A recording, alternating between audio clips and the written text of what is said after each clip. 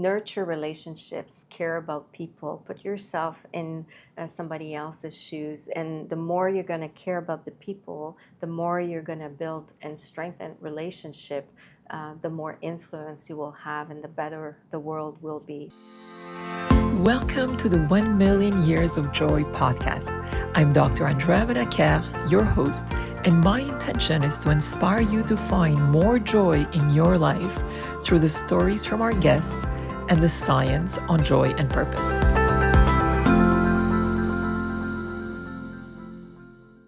Helene, it's such a pleasure to have you with us today. Thank you for this opportunity. It's a pleasure for me too. Thank you so much. I've watched you evolve through the years. We've had the pleasure to work together at Bombardier, which was a real joy, and to find each other now in this moment and have this privileged time to interview you is really a deep honor for me. Thank you.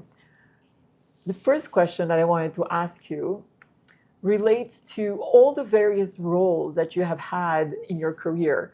You're a lawyer by training, and you've had incredible executive roles with incredible global organizations.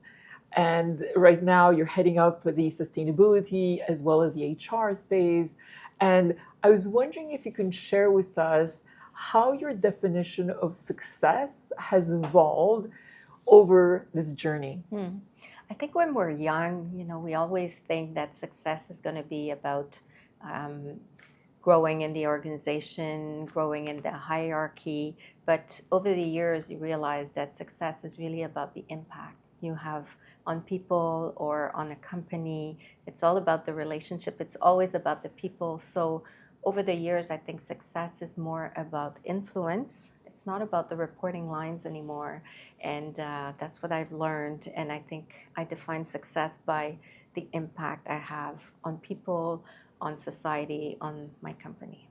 And given that you have the responsibility of sustainability within CAE today, what can you share with us in terms of the key mindsets that you think are important for leaders to embrace the importance of sustainability while also prioritizing the business results? Because often we believe, or certain leaders believe, that those could potentially come in conflict.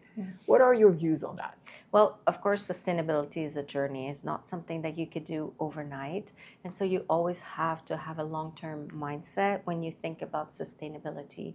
But sustainability needs to be linked with business value and value creation. And for that, you need to integrate a bit more of that short-term view, at least over a few quarters or at least over 1 year. And when you actually look at, for example, cost and carbon at the same time, you realize that you can actually reduce your carbon and reduce your costs at the same time throughout your value chain. So the mindset is one of being open-minded, of having the continuous improvement mindset, and having the openness to say, we can make some change. And sometimes we think that change is going to take a long time.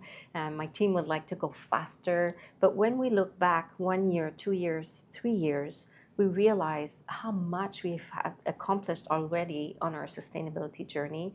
And so sometimes it takes a bit of time, and it's okay, but never lose sight that the more we are progressive and maturing on that sustainability journey, we are having an impact, and we're definitely a change agent. I think that's the mindset, being a change agent.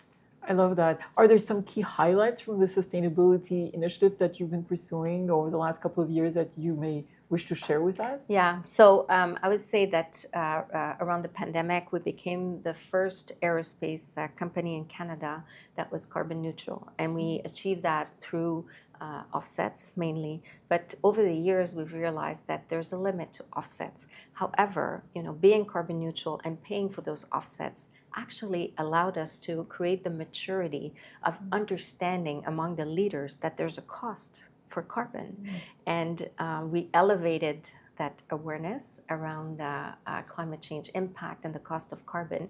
And now we have moved away from being carbon neutral, but bringing back that money inside the company to accelerate our own decarbonization. And now we have aggressive decarbonization targets that have been validated by SBTi, the Science Based Target Initiative. And so we are on that path. But I think being carbon neutral was part of that journey to get us where the leaders understand what we're doing and why we're doing it. From an HR perspective, which is the other facet of your current role, what do you believe is the role of AI and how will it impact the workforce of the future? I think the impact will be massive. We still underestimate the impact that AI will have on all types of jobs. We see it already that when we are able to leverage AI, we can reduce some of the redundant tasks or help us start, from a blank sheet of paper, for example. So I think over time, what we will see is that the human aspect will be the differentiator. So more and more, things will be done by the machine, by the artificial intelligence, but then the people will make a difference. So everything around the power skills, people call them soft skills. I hate that.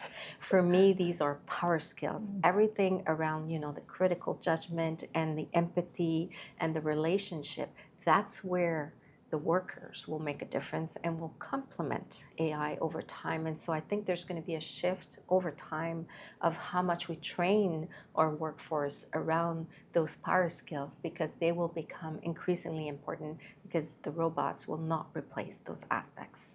And are there specific initiatives that you have already taken to actually bring forward more AI within the CAE today? Yes, today all employees can actually have a license that is fairly advanced with Copilot, which is the equivalent of ChatGPT, but for an enterprise.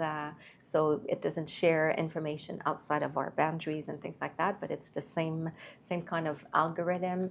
And we see that there could be an improvement of productivity by 10% every week. So we've started even to see some data in some areas. So there is some good potential, and that's why I think we need to remind ourselves that, okay, well, where will we make a difference as workers? And that's the human aspect, the relationship, the empathy, the power skills that will make a difference. This brings me beautifully to the question about joy in the workplace. What do you think is essential for leaders to experience more joy on their journeys, as well as for their teams to actually find the motivation and engagement and the fulfillment through their work? Well, when I travel at the various sites of CAE, and we have 240 sites in 40 countries, I do meetings with employees, and I often ask them, share with me a memorable day, a memorable moment in your times at CAE. You could be there, you could have been there for 6 months or 25 years. Just share a memorable day. And it's always the same thing. The moments that brought them joy and that are really memorable, or recognition moment for something that they did, or as a team or individual celebration, whether it's years of service or, we won a contract or we did something as a team, empowerment. So moments where people felt they were trusted and empowered to do something and really make a difference, or moments where they felt that they went through a difficult time, but somebody recognized them as a human being, not just as a worker, and they felt really seen and appreciated. So all of these moments bring joy, and that's when people feel connected with the company. So it is really important. And when I talk to my leaders, I say, don't underestimate the power of organizing a team recognition, celebration for somebody, of trusting your people, of giving a bit of time off when somebody is going through grief or something, because these are the moments that really matter for the employees, and they always remember them. Yes, it's so important, everything you have highlighted. And it's still shocking today when I look at some of the statistics that indicate the low engagement on a global scale from Gallup. Do you have any thoughts on that, on why is it that consistently year over year, there's still sadly some organizations that still have low engagement scores, and only 2 out of 10 employees are actually engaged and motivated at work? Well, when I joined my company, our engagement scores were very low.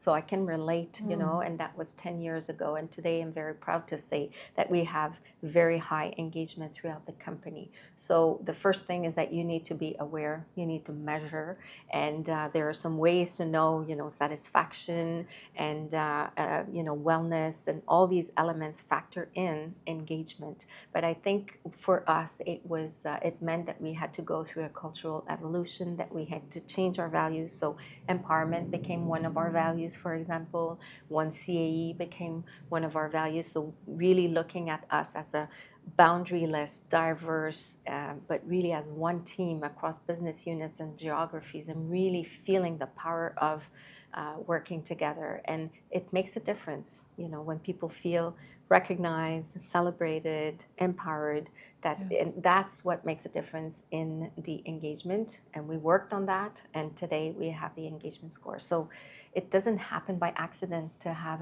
a high engagement score. You really need to work on it and to measure it. Yes, and it's a continuous effort, and Absolutely. sometimes it takes time, as you said, to actually see the results. But congratulations. Thank It's you. really incredible. What's one of the most exciting HR or sustainability initiative that you're pursuing at the moment that maybe you could share with us? Well, on the sustainability front, I'm very excited because we are now leveraging an internal carbon price, a shadow internal carbon price. And so for all the new investments that we are doing, we are factoring in a shadow internal carbon price to actually see the carbon impact of our investment and expansion. And so again, this is another way to expand the awareness on the sustainability journey. And so this would have been unthinkable just a few years back because nobody would have understood even what we were trying to do. So I'm very happy about that. On the HR side, I'm very excited because we've launched a special training for the HR team to become even more strategic. We call it the HR Boost because as some tasks will be eventually done by machines and artificial intelligence, which is good, then it means that the HR professionals will have more time to be more strategic. But for that, they need to increase their business acumen, their financial acumen to become the true partners to the business. And that's very exciting because that's when we can really make a difference with our leaders. What brings you the most joy in your personal life, and how do you juggle all the various professional and personal responsibilities that you have? Well, for me, I'm really about the people and the relationship. I do a lot of events outside of my work. I do a lot of representation. And every time I go to an event, I'm always amazed at the new people I meet. And it brings me a lot of joy. And so for me, this is kind of personal and professional at the same time. Meeting people is something that I truly enjoy. But I would say that on my really personal time, the things that bring me the most joy are nature and music. So I have to be outside, outdoors every week. I need it. And being in a forest or next to, you know, a river, a lake makes a huge difference for me in terms of my well-being. I listen to a lot of music, but I play music. I started accordion 2 years ago. Who would have thought? I play the piano, and so that it completely clears my mind and makes me feel really good and joyful. I love it. And both of these practices, actually, there's extensive science behind their power. Being in nature, actually, there's extensive research even coming out of Japan that is called forest bathing, and that is just so powerful on our mental well-being, emotional well-being, and so on. And so is music. Actually, there's a lot of initiatives that are using music actually as a therapy to help individuals deal with mental health issues and so on. So happy you have shared this. Wow, accordion and piano. I absolutely love that. As you look back on your career, what is the best advice you have received? So I would say that one of the best advice I received was when somebody trusts you that you could do something, then stop doubting yourself and trust yourself. You could do it because maybe you don't see it yet, but somebody has seen that in you. And so it happened to me a few times that people were saying, you know, jump there, do that. And I was just like, I'm not sure, I'm not ready. But so the best advice is just trust yourself. But I'd like to share the advice that I give to people because my motto in life and what I share with people is what Gandhi said: be the leader you want to see, be the change you want to see in the world. And so I'm very much an advocate of not waiting for permission to do something. And just if you want something to happen, you don't have to have the title or to, have the responsibility. Just do it. And it makes a difference to have that mindset of being a change agent. You want something to change, you want to be, to see a different kind of leadership, then just do it.